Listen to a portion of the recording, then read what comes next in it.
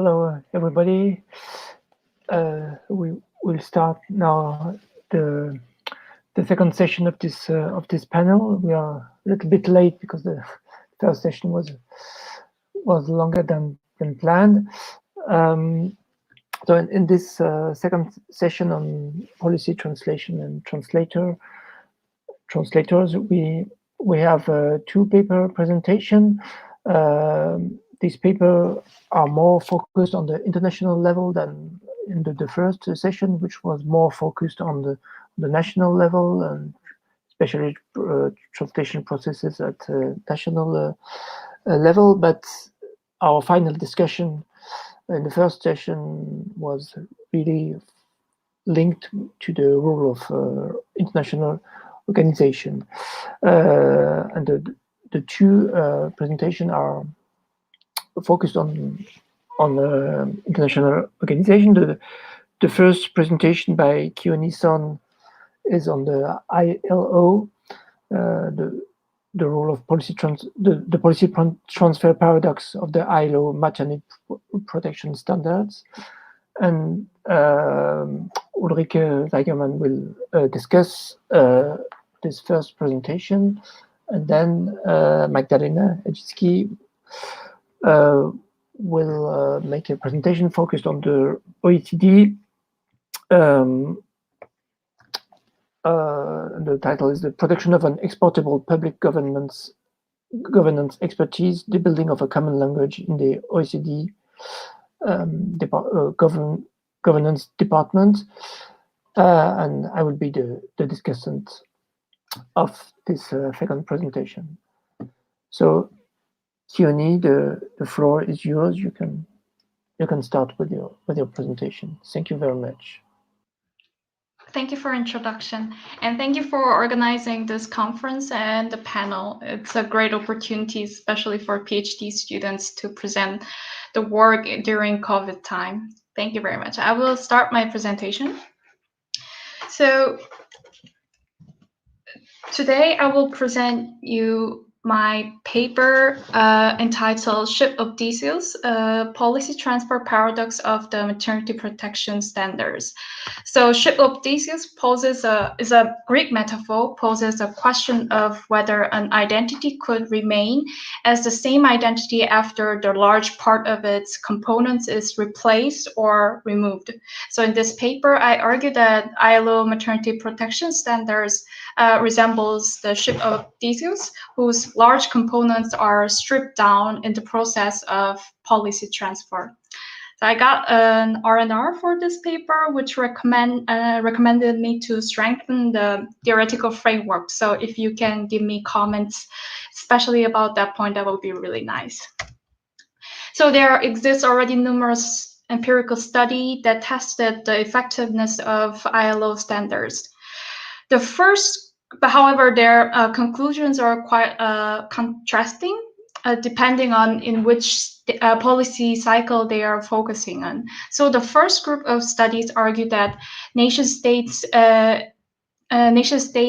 exposure to ILO standards and the ratification of ILO conventions would increase the probability of adopting and developing the social policies by law, while the second group of research found that ratification of ILO conventions do not contribute in the improvement on social expenditure and social and labor rights in practice. So the state of art kind of signals that there is a stripping down process of ILO standards in the policy transfer process. So this recommend that rather than giving the dichotomous answer of whether ILO standards influence or not, then maybe we should more focus on in which degree or what is transferred. So, one second. Sorry. Yes. So I especially wanted to borrow the theoretical framework of policy transfer literature, and Dolovic and Marsh introduced this policy failure concept in which nation states formally adopt the foreign policy model, but the effectiveness of policy transfer could be still limited even if they adopted the model itself. So it's also again related with the question of in which degree policy model is transferred. And policy failure could occur in different stages of policy cycles, such as in adoption stage. So for instance, nation states, they do not accept entire elements of foreign policy model, but they either translate or they only selectively adopt certain elements of policy model.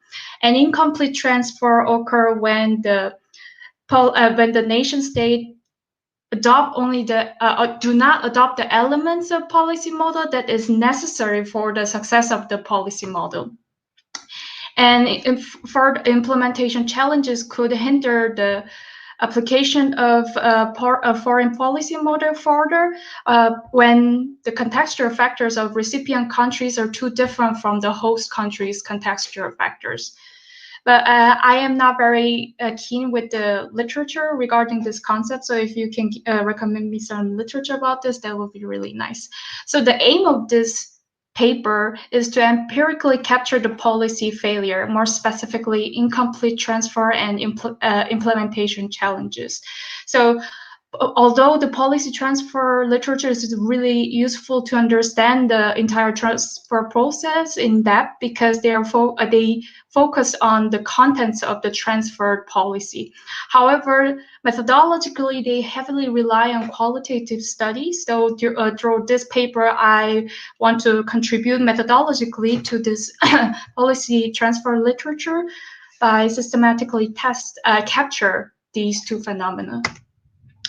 So ILO maternity protection conventions are one of the core conventions of ILO. So the first maternity convention was adopted in the year ILO was founded, and ILO update each standard every 3 decades. So the second convention was adopted in 1952 and the third one in 2000. There exists already a lot of literature says the ILO maternity protection conventions has significant impact on shaping maternity leave policies in the world, not only to the ratifiers, but also to non-ratifiers. So because ILO maternity protection conventions have very strong legitimacy, so ILO itself is the first and the most important standard setter in the field of labor protection, but especially in the field of maternity protection, it has been the only international standards regarding maternity protection until 1992 when European countries introduced their own standards. So due to the strong legitimacies, nation states tend to follow or at least by influenced by the ILO maternity conventions. However, it is a different question of whether the maternity protection standards are effective in improving the maternity protection in practice as well. To answer this question, we have to look into the ILO instruments. So ILO usually rely on persuasion and management strategy to implement international standards. The strongest sanction would be the complaint procedure. So trade union could compile a complaint to ILO, and in case of persistent non-violence, if the nation state does not react on ILO's warning, they could bring this to International Justice Court, but it rarely employed, and only one complaint so far was compiled against Chilean case in 2017. So main instrument is actually supervision. So they ask ratifiers to submit the annual report, and they answer or give the remark on nonviolence cases via observations. And in case of non-ratifiers, they are obliged to submit general report in one very specific year. So it occurred only in 1965. That there are empirical studies that actually found that such supervision mechanism of ILO is not very effective for correcting non-compliance behaviors and compliance behaviors. And also, especially the supervision mechanism is very weak in terms of policy output, because the way they determine the compliance and non-compliance is to compare the international law and national law. So they do not have collected the systematically, they have not collected systematically the statistics on policy outcome or such. So it is kind of hard to expect that ILO standards, ILO instruments could actually enforce the international standards in practice level as well, or whether they can actually standardize the national law. And it's very likely that the international standards would have a large gap or in the low and middle income countries, which means it is already expected that the international standards would be difficult to be enforced in low and middle income countries, because the way the standards are set is very limited, especially for these group of countries. So for instance, usually high-income countries' policy model is uploaded by the ILO, and then is translated into ILO standards. And in this process, often the low and middle-income countries are exempt, because, for instance, when the Second Convention was adopted in 1952, the large amount of low and middle-income countries was became just independent. So they didn't have actually bureaucratic capacity to send enough staff to ILO commissions to decide the ILO standards. So how will I capture this policy failure, more specifically incomplete transfer and implementation challenges? So first, I capture the incomplete policy transfer by comparing ILO standards and policy output in each country. I built a historical database on maternity leave policies in 165 countries from the late 19th century to 20th century, so that I can detect whether nation states changed their national laws shortly after the adoption of conventions and in which degree they accepted these standards. Secondly, I captured the implementation challenges by comparing the de jure condition of maternity leave policy in each country with the de facto conditions of it. So, for example, I compare the predictive coverage of maternity insurance to effective coverage of it, or I compare the generosity principles of maternity insurance to expenditure. So that's this strategy. And now I will dig into more how I capture the incomplete policy transfer. As you can see, ILO maternity protection conventions have the same identical dimensions of standards. However, the standards got updated in the higher conventions. So here we have 5 dimensions, namely amount of benefit, duration of benefit, coverage, financing, and introduction of social assistance. So I collected the data with an example. I will take an example of coverage.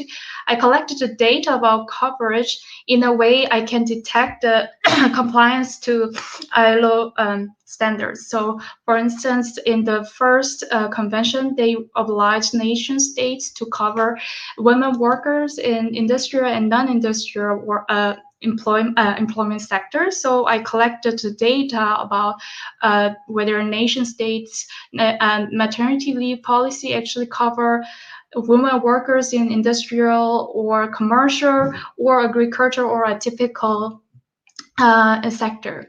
So that's how I did. And this is the descriptive statistic of my result. So the order of the lines are matched with the order of the legend. So 1 second, sorry. Okay, as you can see, nation states tend to increase or extend the contents of the amount of benefit or duration of benefit or coverage, or they transited the financing method from employer liability to social insurance shortly after 3 conventions. However, in case of the introduction of social assistance, only very few high-income countries introduce a social assistance system after conventions. So a few low and middle-income countries, they introduced the social assistance system after 2000. So you can already see the contrast between the acceptance behavior between 4 standards and the introduction of social assistance. And this pattern is also matched with the compliance report pattern. So the ratifiers reported their compliance regarding the 4 standards, but they rarely mention social assistance.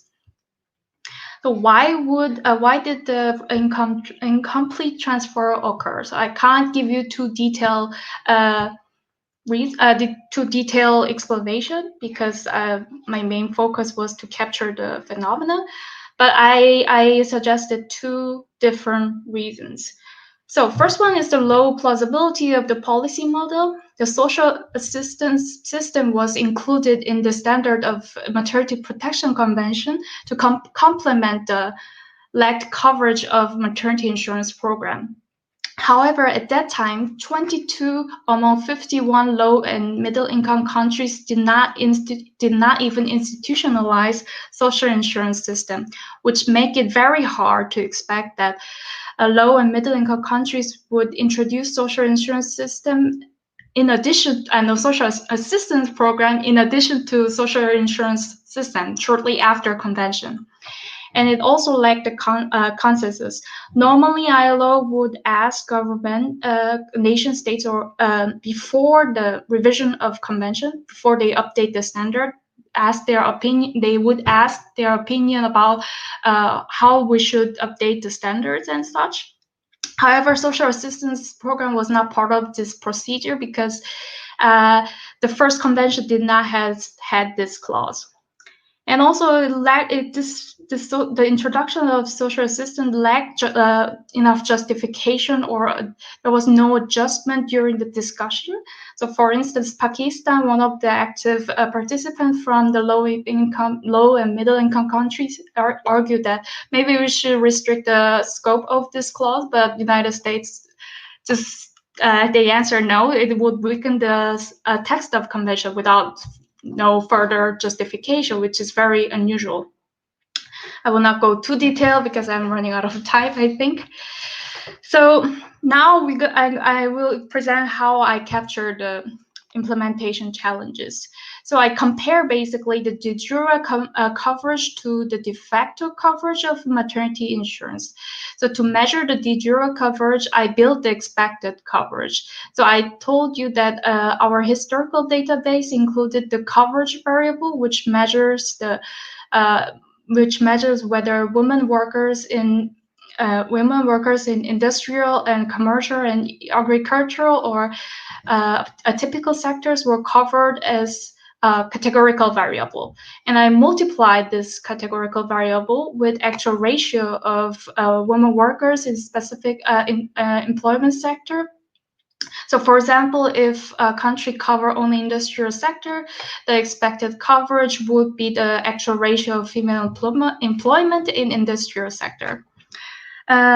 Since no state cover women in all types of agriculture, typical employment, but they tend to extend their coverage from one type of atypical employment to another type of typical employment, such as from domestic servant to family workers. Because of this technical problem, I built 2 types of expected coverage variable with 2 exaggerated assumptions. So first, expected coverage variable would assume the state would cover female workers in all types of typical employment if the law covers at least one type of the atypical employment. And then the second expected coverage assumed that the nation state would not provide any maternity leave benefit to atypical employment, even if their law says so. So this would also help me to capture whether implementation challenges actually coming from the large atypical sector in low and middle income countries. I use the proportion of female workers who are currently contributing the maternity insurance for as a effective coverage. So these figures show the variety scatter plots of the expected coverage and effective coverage. And the first scatter plot includes all samples, including the high income and the middle and low income. And then the second one covers only the middle and low income countries. And then the third one includes the second expected coverage, yeah, as the x-axis. So as you can see, yes. So as you can see, the high-income countries provide universal maternity insurance by law, and they actually do so in practice as well, with a few exceptions, such as Germany and Japan.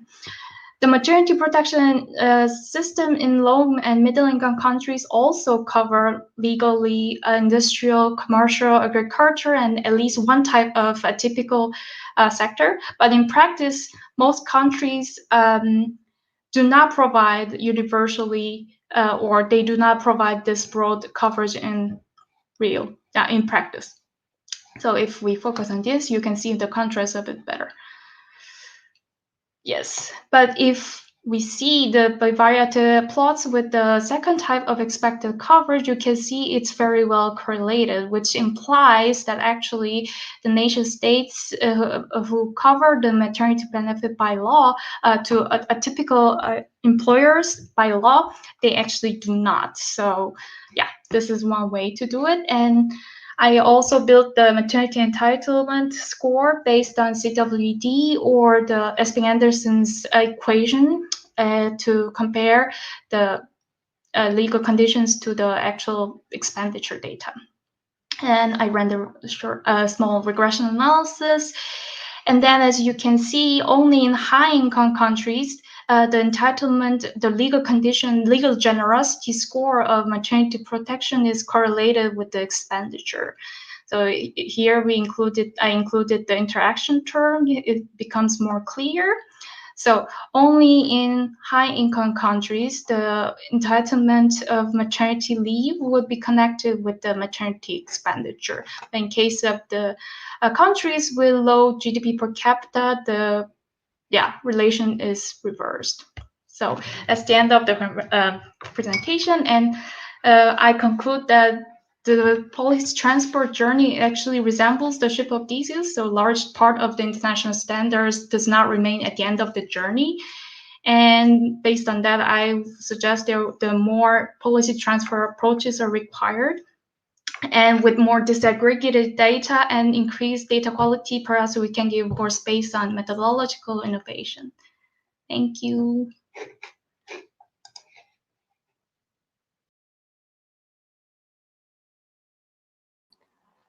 Thank you very much for your presentation.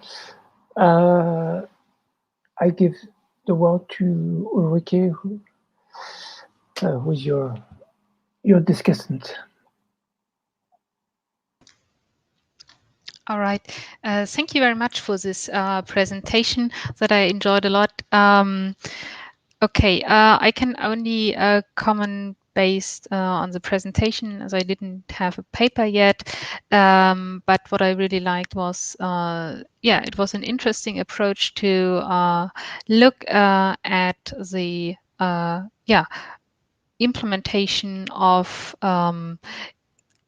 the standards and regulations of international organizations, specifically the case of the ILO. Here with a quantitative analysis. This, I think, was a very interesting approach, and something we can benefit from to really show that, transfer does not actually mean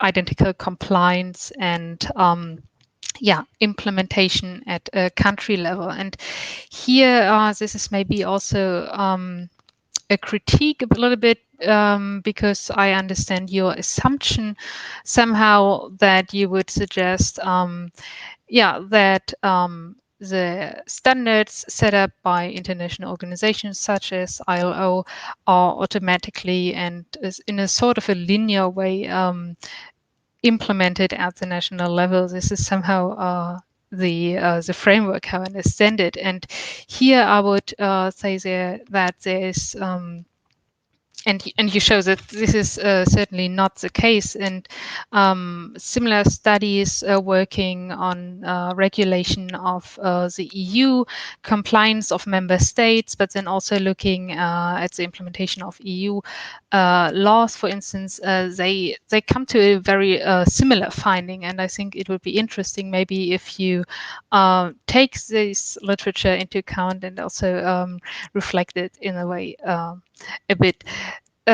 So the whole idea that policy transfer is it's a linear process. This is something maybe you could think about, because in our first panel we also talked about the dynamic trajectories in transfer processes of also ways of policy adaptation and learning that is taking place. And yeah, this is something that could be added to the theoretical discussion, I think, in your paper.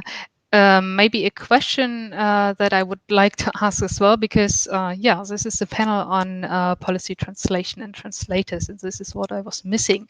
And I think this could also be a very important addition to your papers to really engage with the theoretical debate, not only to speak about it maybe in terms of policy failure, but also in terms of translation processes, look at the actors dimension, but also then the institutional dimension in transfer processes and the discursive dimension. Here, I think your paper and work could really gain some further depth. And maybe also a suggestion to look at the literature on resistance as well. So here that might also offer some further points for engaging with the issue.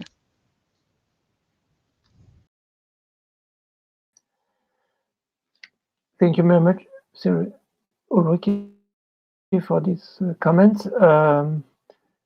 Maybe I'll give the word to Q&A that she can answer to this first comment and question. And I shared with you, Ulrike, the remark on translation and translator. Okay, Q&A, you can answer.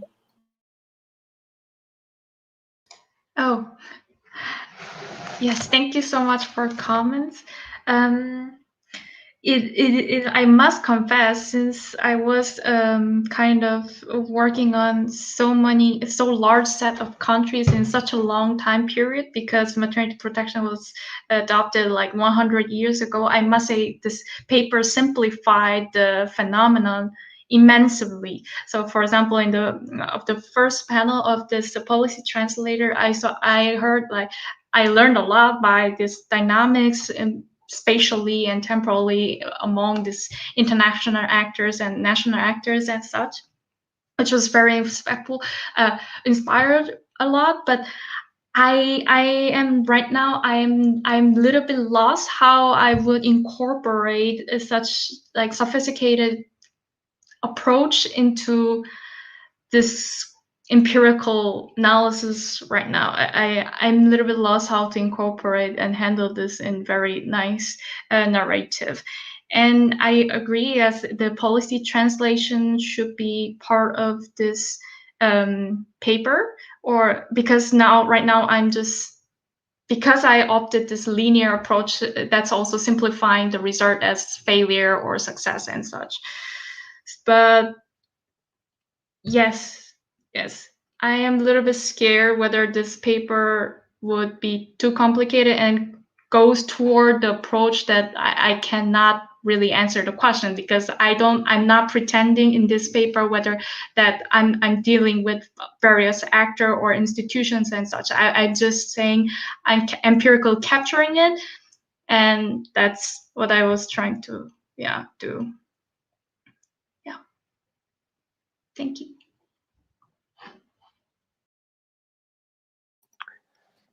Thank you. Are there questions? So you have a lot of suggestion of literature in the comments, in the written comments, in the chat. I don't think. Oh, maybe there are. Okay, I'm looking if there are other questions. Okay. Magdalena has a comment, so I give you the word, Magdalena. Thank you. Ryan is actually my PhD supervisor. Okay, so you're lucky. Well, I think maybe we have, there is a confusion about the notion of translation, if I may. Here in your presentation, you very much speak about much more about implementation or influence, indirect or direct influence of ILO standards, but not so much about translation, in my point of view, if I can. Translation would be much more about how some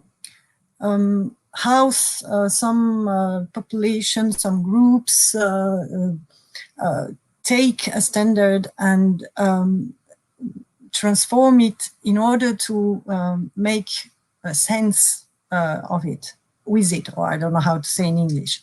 I'm not sure if this makes sense for you, but I mean, I'm not sure to be clear, but there is a difference between the question of implementation and the question of translation. I mean, the same standard can be implemented differently in different places, not because it will be incompletely or a failure or what, but just because this translation is needed to be in order to adapt this standard to a special context.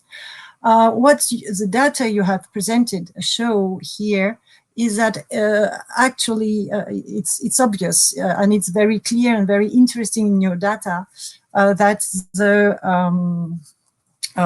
level of economic development of countries obviously have a direct impact on the way countries or governments implement this standard. This is another question. After the question after would be why and in what way more precisely.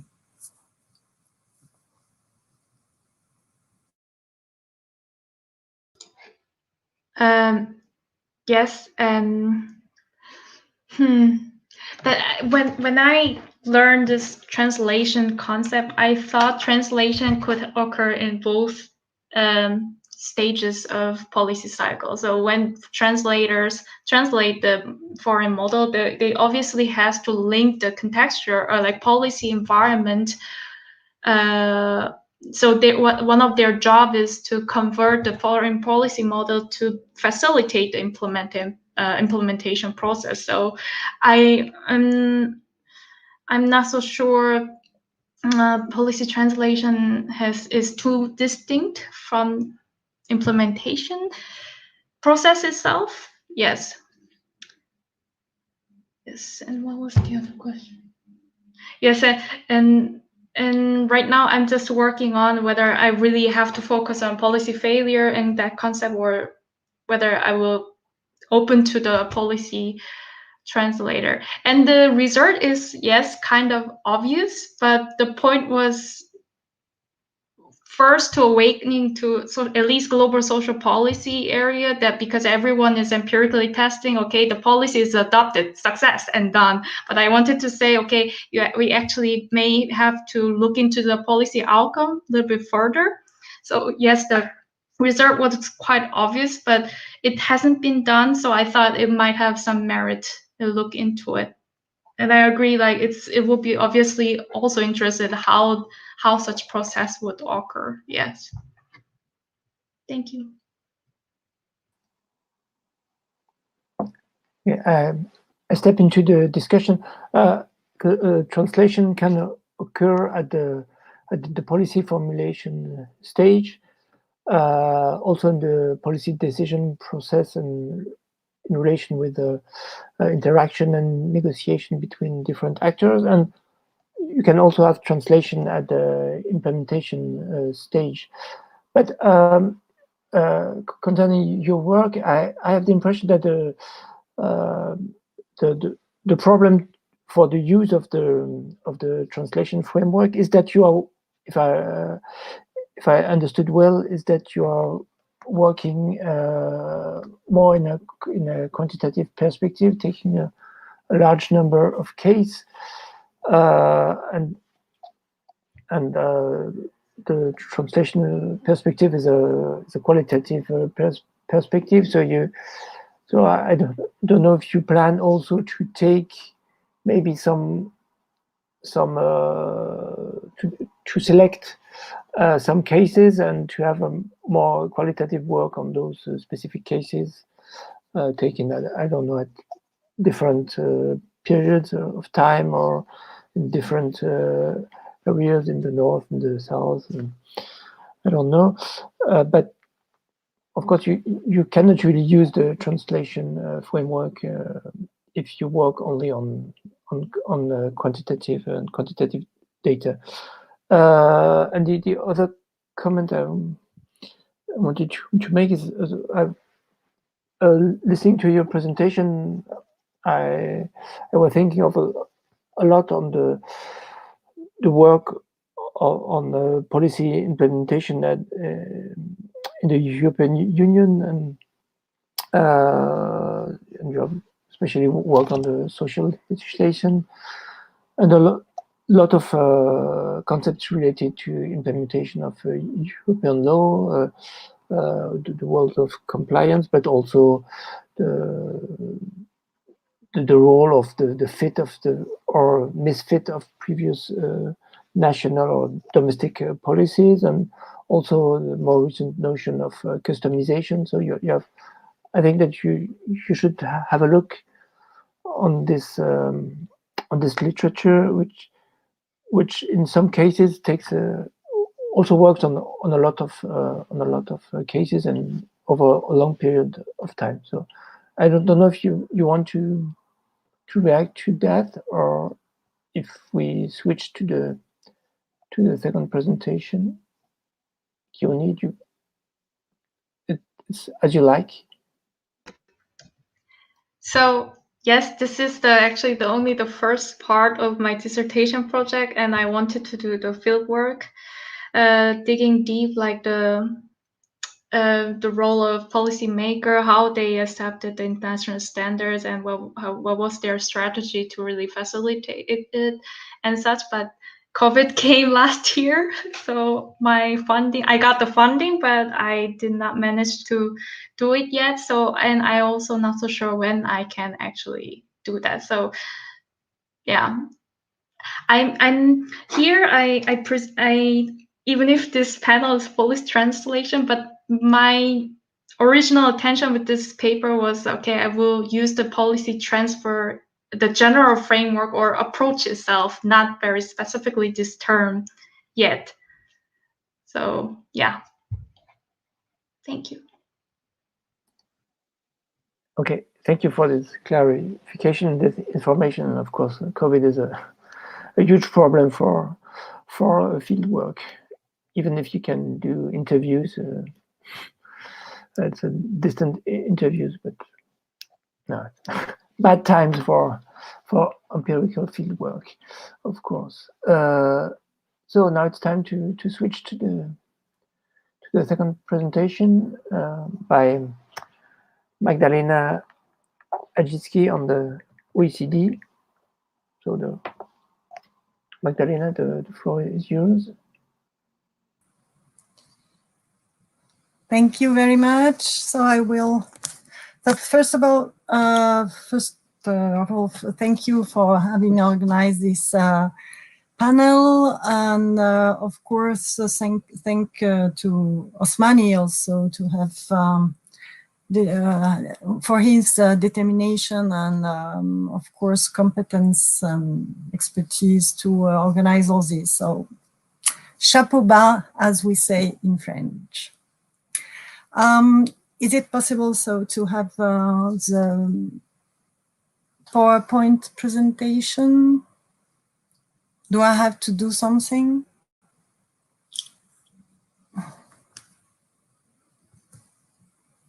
No. Okay. Wonderful. Thank you very much. This is really a first stage presentation of a work which is in progress. So thank you very much for your attention, for your comments. They will be very useful. And I'm sorry, that is why I have not sent my paper yet, because it's really an exploration.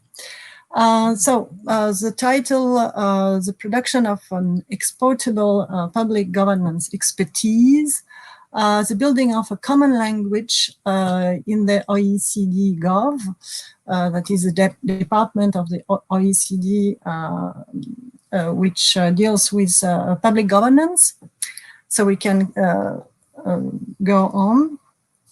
Please go ahead. Yes, thank you. Translation, as we said just before a few minutes, is not only present at the level of at the local level, at the level of recipient actors or constituencies. It's also present, and crucially, in my point of view, at the international level, or so-called international level, inside international organizations, as part of what we could say is an exploitation strategy. This leads us to come back to the original sense of the word translation a little bit more, and to give attention to language, and understanding, to common understanding and language. Because in a way, we all know that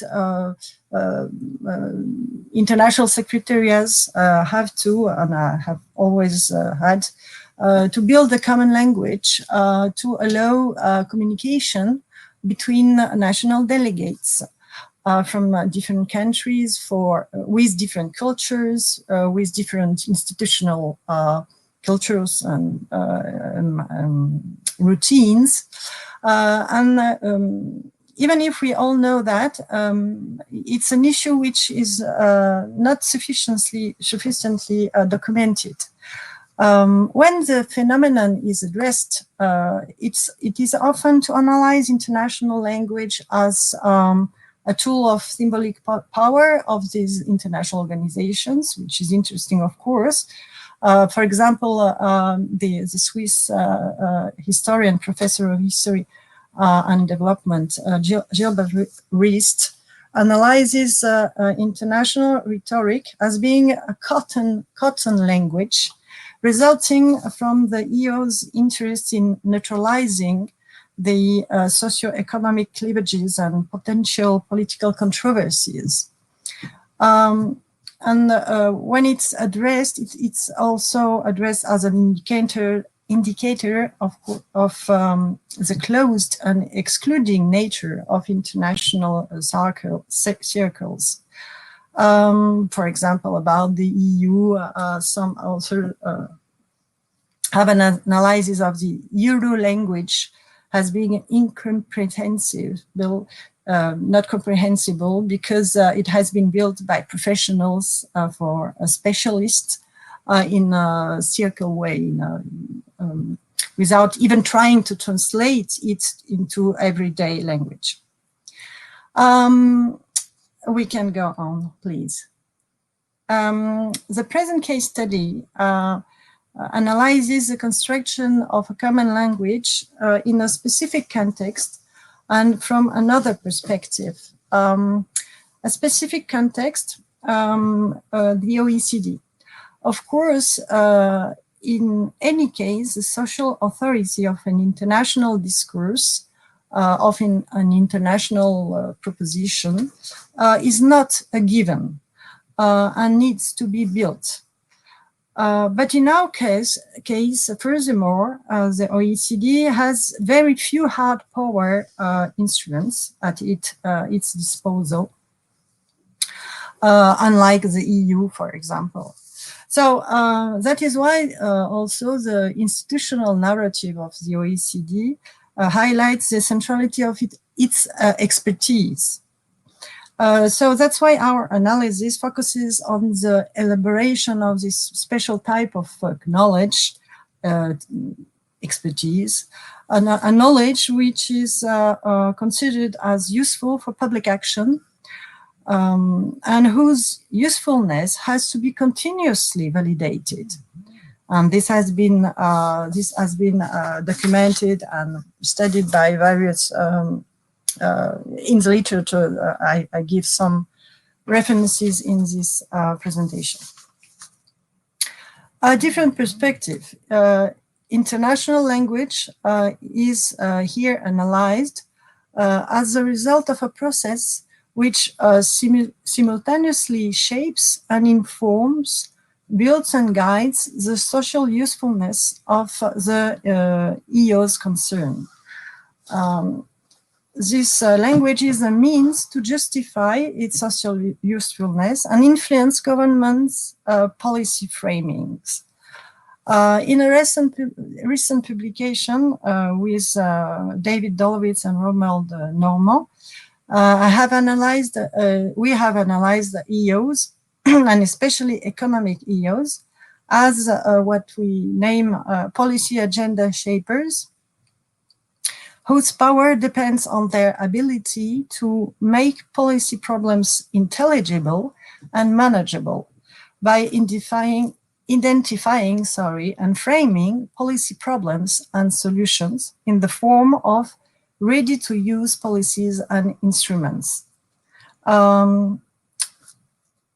So here in this context, to use the notion of translation, maybe we can go ahead, please.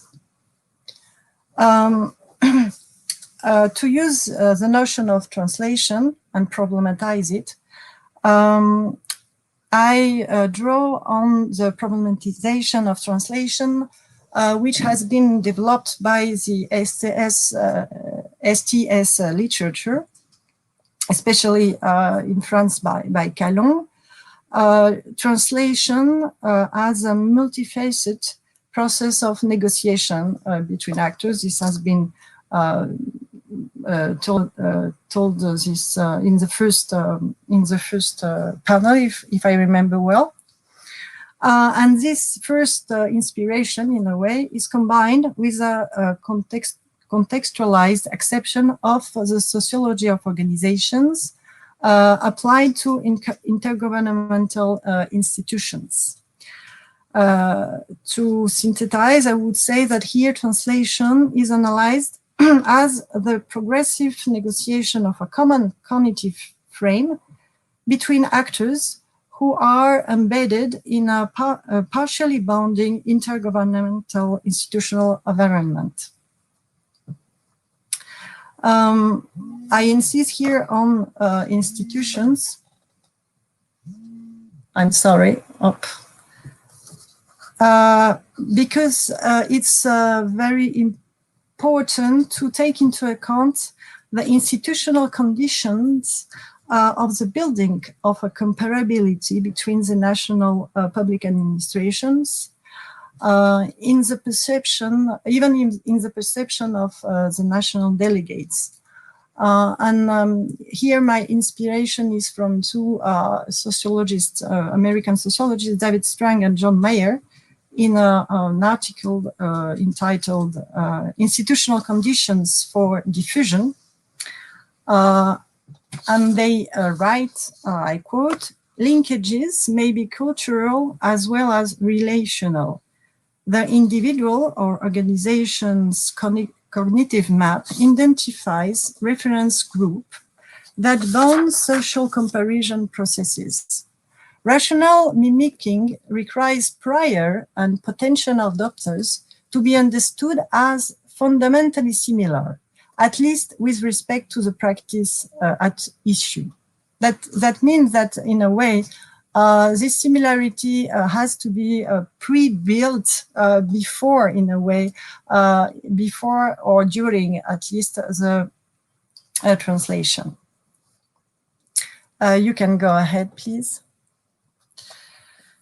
So I stop here with theory, but I wanted to clarify why, even if in this paper, I don't speak about really a transfer in the real sense of the word, why it can be useful and stimulating to use this translation notion. So my field study, this presentation is part of my habilitation research, which deals with a larger topic, the construction, the diffusion of legitimate expertise on state public administration by the OECD. It's not finished yet at all. And this deals with the department which interested in public administration, public governance in the OECD, so named first Puma, and since 2004, Gov, Public Governance Directorate, linked to the Public Governance Committee. You can go ahead.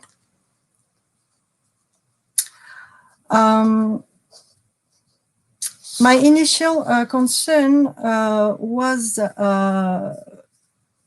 the internationalization of a legitimate discourse on the state and its necessary reform in a domain, the public administration, and especially central state public administration, and a domain historically and politically built at the national level. So we could expect some resistance towards this internationalization. I also found interesting to try to understand how and why an organization whose primary focus is economic prosperity and development began to deal with state apparatus and bureaucracy. It's not exactly the same as how, of course, state apparatus and bureaucracy are dealt in all the type of international organizations. When I began attending the OECD meetings, I was struck by two elements: the use of a specific self-referential and abstract language, and the formal character of the meetings, especially for an organization often described as a think tank, very informal, etc. So I decided to extend my investigation, to extend my research also to the cognitive and symbolic resources built and used by the OECD in this domain. So these empirical sources now, there are two complementary investigations in my research, an historical investigation and a more contemporary exploration. Today's presentation will take examples from the historical part of the research, which deals with the emergence and creation of Puma, which was a long story, actually. So I've done a certain number of interviews and with senior advisors of Puma and Gov, and also with national delegates of the Public Management Committee from different periods. And I've also read and analyzed a lot of textual primary sources from the OECD archives. So you can go on.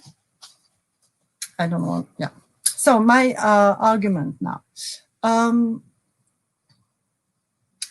The official creation of PUMA is 1989-1990, but actually its creation was not an easy task. It took a long time to a very small group of actors, actually, the founders of PUMA, coming from the same technical assistance department, the TECO, Technical Cooperation Service.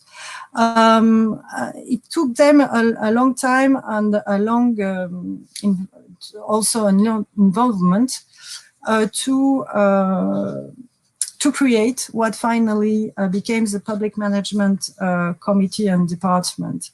It took about 15 years. Actually, when you do the genetic, in a way,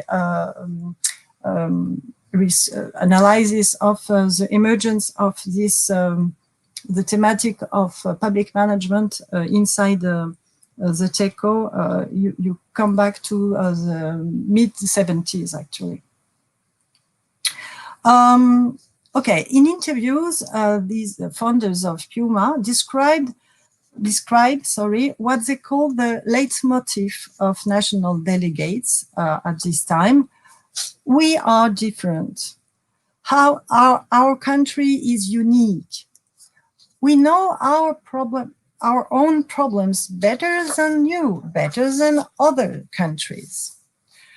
That is why they decided that one of their main tasks of this first period was to overcome this discourse about the national specificity, national culture of public administration, etc., and to try to build a space for comparison between member countries. This was an important part of the long-term also work of the Secretariat during the 80s to co-opt, to convince the national delegates to make them participate to the construction of the categories needed for this interstate comparison. I would like to give you one example to illustrate this and to illustrate also the method used by the Secretariat to do this, and also to illustrate the effects of this interaction between the Secretariat and the national delegates. The Secretariat of TECO organized meetings with some of the pilot countries whose delegates were invited to identify key issues for future common broader discussions. This is one method of convincing and co-opting national delegates. And these meetings were framed by the Secretariat to make delegations prepare themselves comparisons. The Secretariat used, for example, to prepare and diffuse outlines, which national delegations were strongly invited to use and to follow. So one example, more precisely, oh, I'm sorry, you can go ahead. Oh, I forgot. You can go ahead.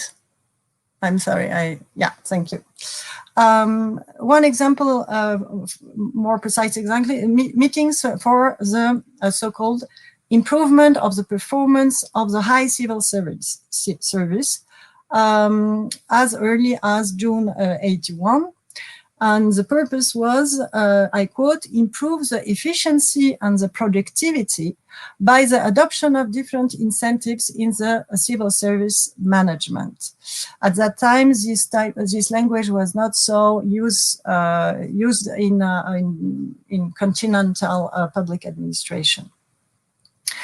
Before the meeting, 3 series of questions were sent to the delegations about the general context of the civil service reform, the types of incentives put into practice in the civil service management, and the organizational implications of the efficiency measurement of high civil servants. As you can see, there are broad and difficult questions necessitating a good knowledge of the whole national administrative system or public service system, and even a preliminary research of data and evidence.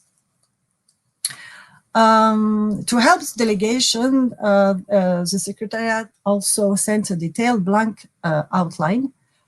So the national reports had to follow the same canvas to facilitate comparisons between national systems and initiatives, as they had to send it before the meeting in order to nourish the discussions of the meeting. You can go ahead.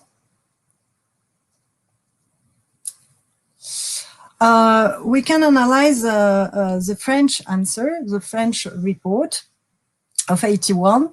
It follows the outline, yes, but it introduces criticisms about the very content of the Secretariat's framework. I quote, "The very notion of productivity presupposes the gathering of several factors which are rarely met in the activity of a high civil servant, namely autonomous action, the production of isolated and homogeneous actions which can be linked to a limited period of time." The authors of the French report, high civil servants themselves, of course, prefer the term of efficiency, even if it is not measurable. The result of the high civil servants' activities, I quote, "can hardly be reduced to a unique model which could constitute a benchmark." In the other reports I could read and analyze, the reports of New Zealand and UK, there were also some of this type of criticism, even if, and I was not surprised of that, it was the French one was the most critical of all of them. You can go on.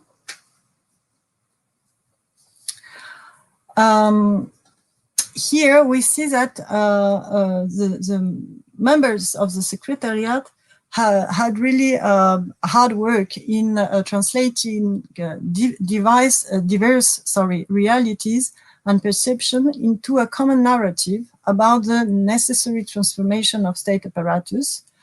And what we can also, the hypothesis we can make is that they became translators because of endogenous constraints linked to the necessity to legitimate their own usefulness, which was not at all obvious at the beginning.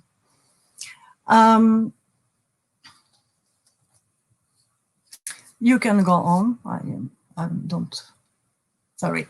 Thank you. So, but the second thing we can observe is that contrary to the narrative of the interviews with founders of Puma, the opposition of the national delegates was not only a claim of being different, a claim of the claim of the recognition of their national singularity, but also the sign of a substantive opposition. Opposition to the alleged equivalence between private and public management. And this opposition constituted a real difficulty for the Secretariat at the time, because it had built its innovation strategy on the borrowing of the public management terminology. And as you know, managerialism is based on the assumption, exactly, that precisely on the assumption that management is something generic, purely instrumental, that can be applied to the public business as well as in private business. So it leads to, or it calls for the despecification of the state in relation to the market. You can go on. To finish this example, how did this story continue? I'm sorry. If we compare the first meeting with another meeting 8 years later, in 8 years later, in 89, we can see that the term productivity has disappeared, replaced by efficiency. The reports use the terminology of modernization much more than of privatization. There is still, the language or the terminology of public management is still very present, but it is nuanced by a diversity of references, not only the private sector inspiration, but also, for example, I quote, the fundamental principles of justice and protection of the individual rights proper to the public sector, etc. So there are a lot of this type of, how to say, a moderation between the private inspiration and the public sector specificity. You can go on. So to conclude, this small example, in this short presentation, it was too long, but still short for me, shows that it can be, in my point of view, very stimulating to take into account the institutional conditions of the creation of a common language, and here more specifically of a space for interstate comparison.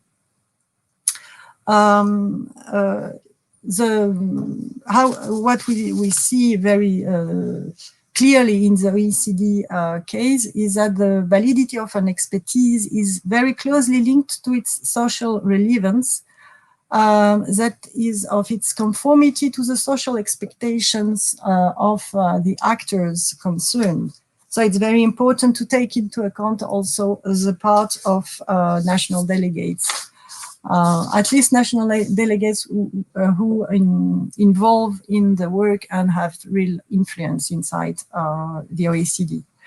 That is why I would,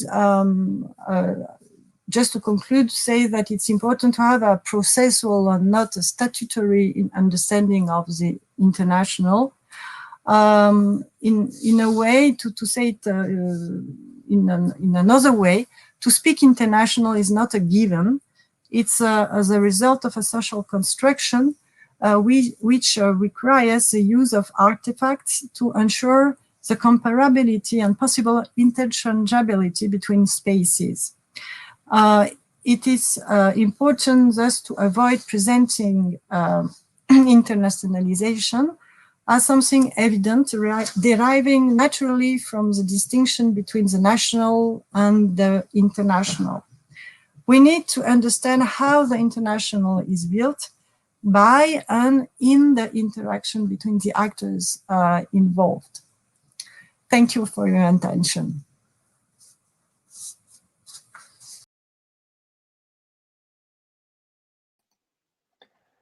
Thank you very much, Magdalena, for your very short presentation.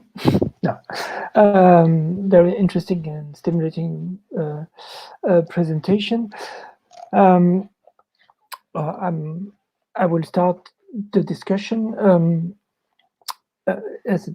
because it's really interesting, because you take really seriously the notion of translation, but used at the international level. When I'm when I started to use the notion of translation, I was working on national actors, and you have other works more focused on local actors. But it was especially with the discussions I had with Ulrike that I understood that translation process can also occur at the international level. And I think that your presentation, your work is giving very, very stimulating and fruitful insights on the international dimension of translation, and especially on two aspects. The first one you stressed in your introduction and also in your conclusion, that there is in a way another language which is built at the international level, which is not a national language but an international language, and which is, as national languages, socially constructed and also strongly related to interaction between actors. So that's a rather new perspective and really very, very fruitful, I think. The other dimension is the insistence is that you insist on the interaction and also at the negotiation process. So you give an understanding of policy translation as a negotiation, but not only a negotiation on the content of a public policy, but more like in a way a kind of cognitive negotiation, and negotiation on notions and on the expressions and that will be used in the policy formulation by an international organization.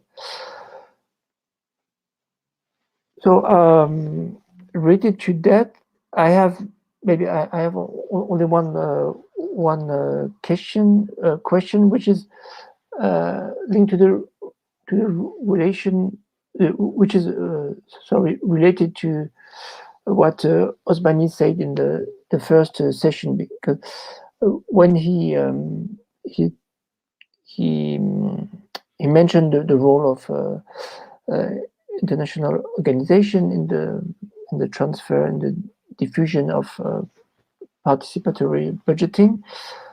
He mentioned the existence of differentiated standards produced by international organization, and he gave the example of a textbook, of different textbooks for different cultural areas.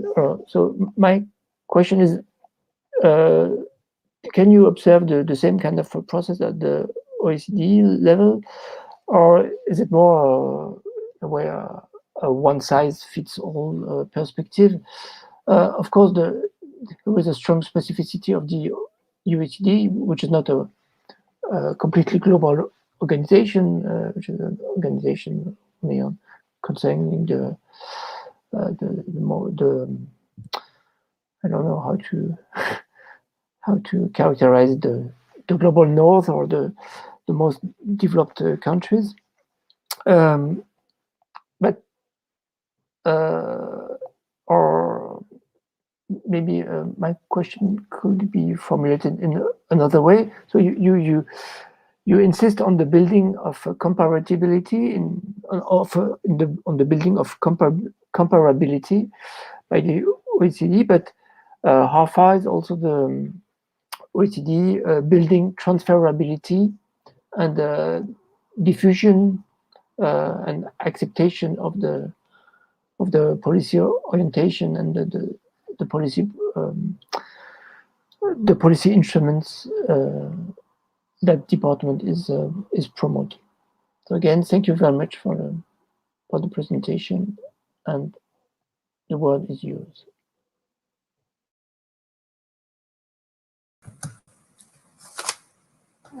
Thank you. Do you hear me well? Because for me it was like with some interruptions. Yeah. Okay. Thank you. Okay. Thank you. Thank you very much for your comments. This encourages me.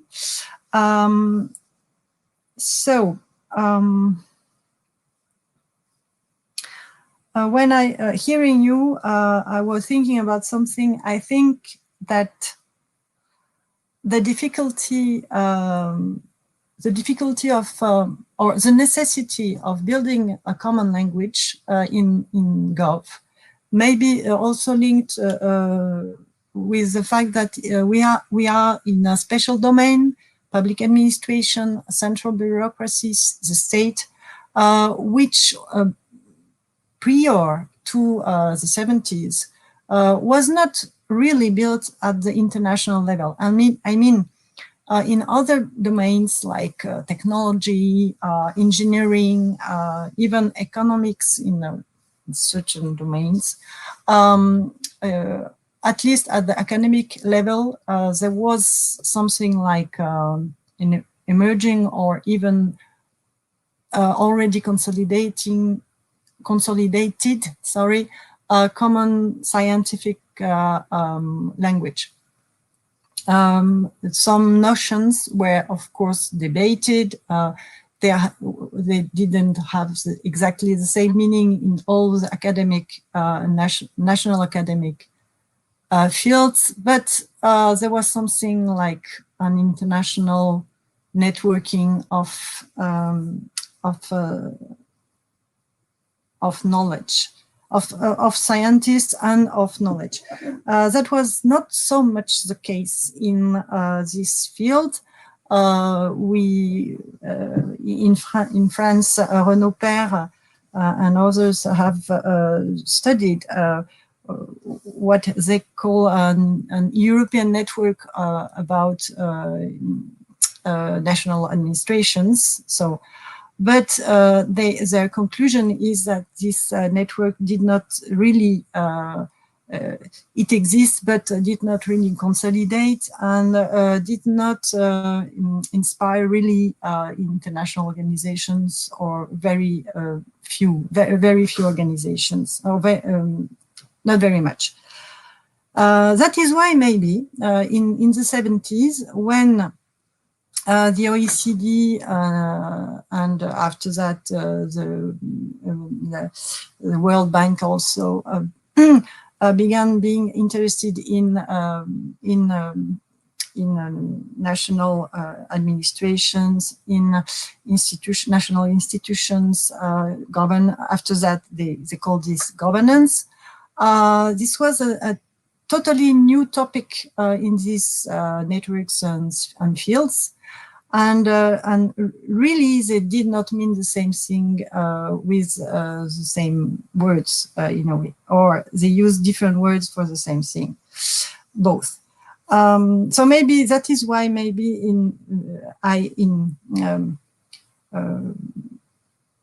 sometimes you find new approaches only because your field is a little bit different. Maybe this is the case here.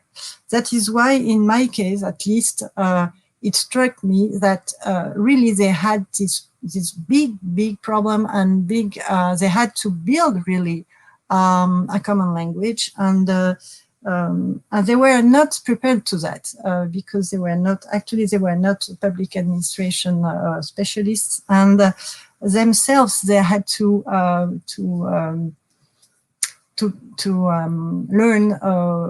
learn a lot of things about public administration. But this is another story. So I come now to your question. The two questions are linked, of course. The necessity to build a comparability was the first step before building transferability. I don't know if this was your question, but transferability was not even imaginable without a common language. I don't know how to explain it, but how to illustrate this. But when you read archive and when you read, when you do interviews also with people who remember this period, it's really the first reactions were really we don't want to compare with others because this was built only at the national level, and we don't have anything, nothing to do with, I don't know, with Great Britain, with Sweden, with Italy, about that. For economics, for trade, for ecology, and yes, but not for public administration. It's not something really, no way.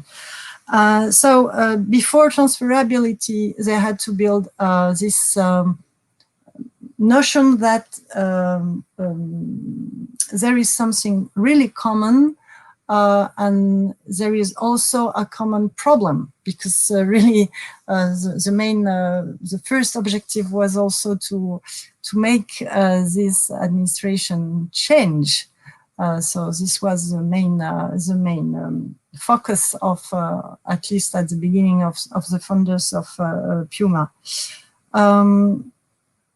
Because of this negotiation, because of the presence and the importance of co-opting national delegates, the one-size-fits-all perspective was never the sole perspective or the sole approach of the OECD.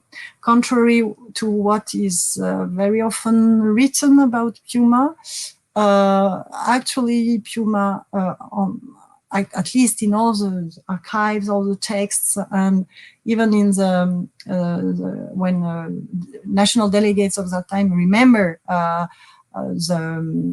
atmosphere of meetings, there was always they highlighted the political nature of administrative reform. What meant for them, in the text, that administrative reform had to be built and elaborated by national governments to take into account national context. So this is a very interesting and complicated question. This question of standardization versus contextualization, because actually. Of course, the civil servants of Puma or now of Gov are not alone, and they have one of the constraints inside the OECD is to make standards, to make also numbers, and to propose measures. One of them told me once, if you don't present numbers, you are nothing inside the OECD. So in a way, they also have this type of pressure inside the OECD, even when they know that to be more acceptable for national delegates, they would prefer to do something more contextualized.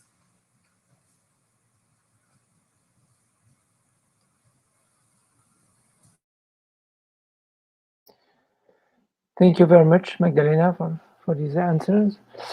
Are there other questions? There are no questions in the chat. Yeah, there was a question from Carolina on the open comments. Maybe I can read it.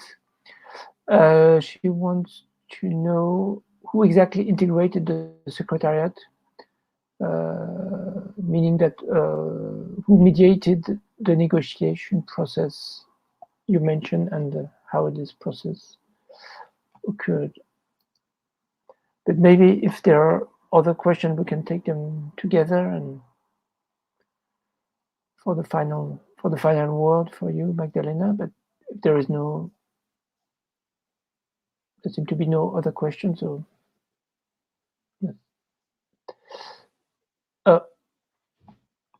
Okay, Ulrike has also a question. Okay, Ulrike, the word is yours.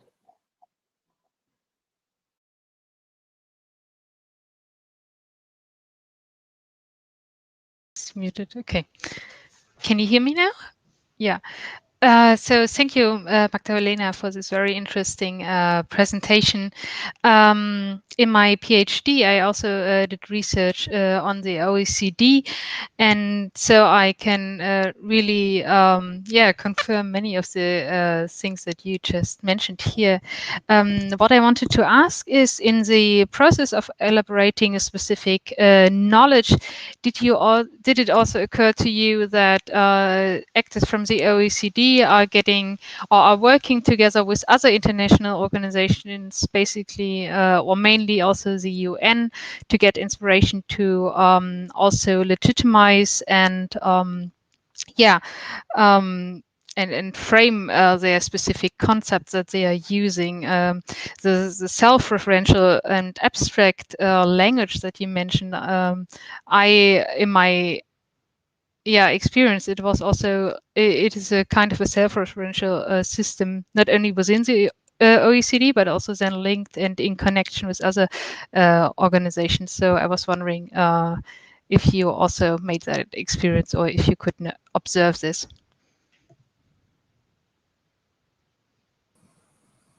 Perfect. Yeah, thank you. Thank you very much.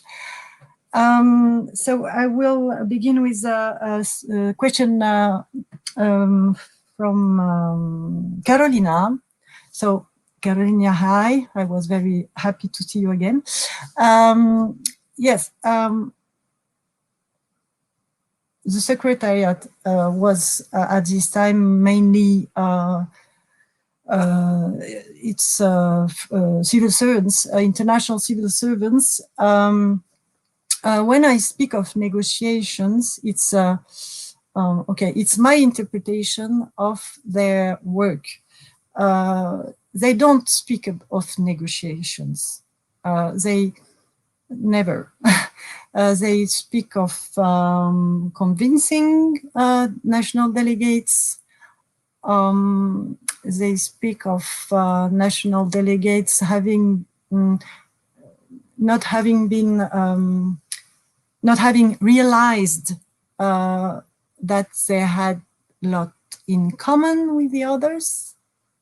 But when I say negotiation, maybe it's not very clear. It's not like a diplomatic negotiation where things are very formal and written, for example, etc. No, it's just a social negotiation. I mean by that it's a long, here also the time is important, a long process and a long work, I would say, on the same delegates or their neighbors to progressively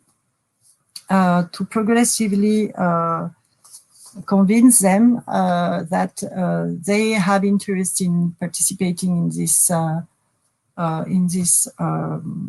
common discussion, and first of all, also only discussion and more standardization. Yes, but I don't know if I have really answered you, Carolina, but that's what I wanted to clarify. It's not negotiation in a diplomatic way. It's really a question of to meet each other, to try to, in a very iterative way, to find a common language and a common interest. of course, the first interest is the interest of the International Secretariat. Let's be very clear. Okay.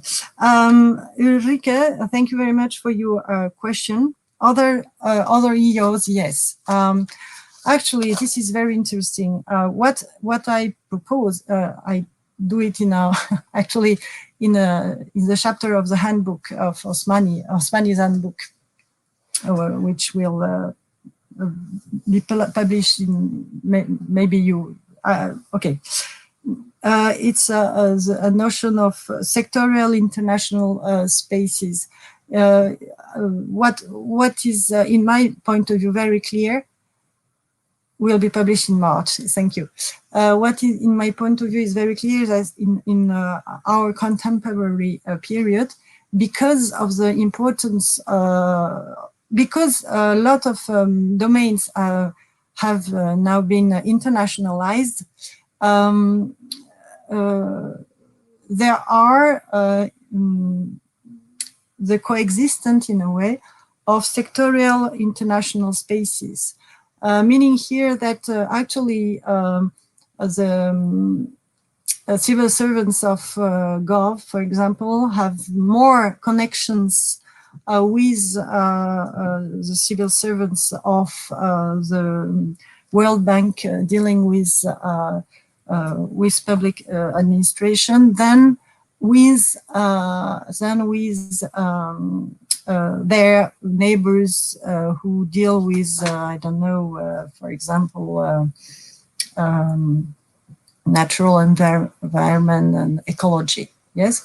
So yes, in my field study, I could observe, and I have analyzed also the important connections with some other international actors, not only international organizations, also a non-governmental international organization. So yes, this is a very, actually self-referential is self-referential, you're right, between international actors also, but dealing of the same domain, that is public sector domain.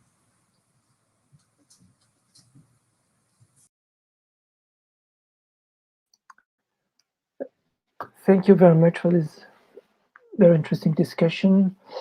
So I think we are finished yet. So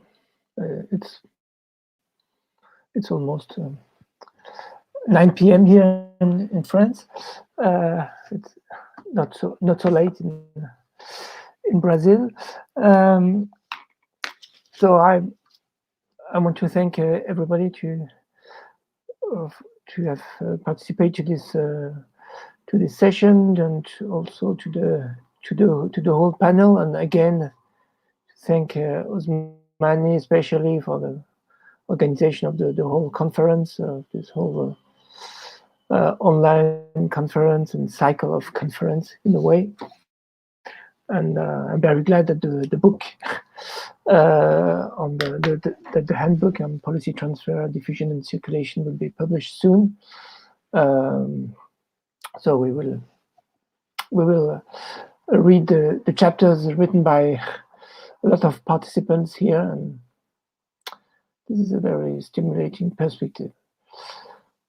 So thanks again. It's always a little difficult to stop such a session, but I think that we are finished and we are on time for this second session. Thank you, and see you soon, I hope.